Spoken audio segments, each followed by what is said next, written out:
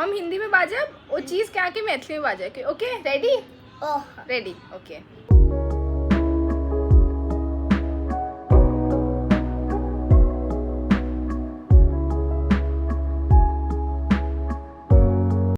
चलो तो पहिल छे मैं आज बाजार जा रहा हूँ कहियो मैथिली में बाजार आ रहल छी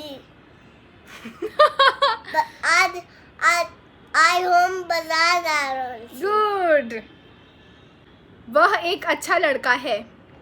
ओ नीक लड़का छै ओके मैं आपकी बात समझ गया हमा के बात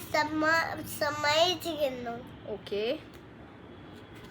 यह किताब काज कोनो ना गुड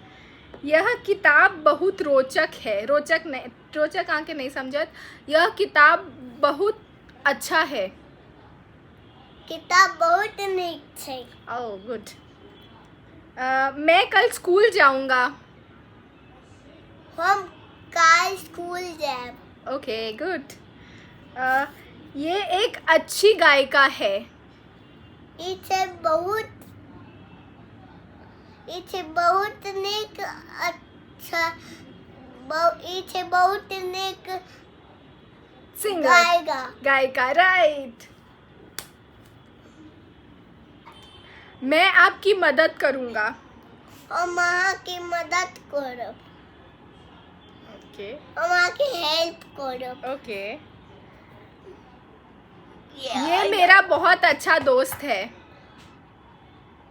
ई हमर बहुत नीक दोस्त छै ओ चलू अब थैंक यू कह दियो और बाय बाय कह दियो थैंक यू बाय बाय और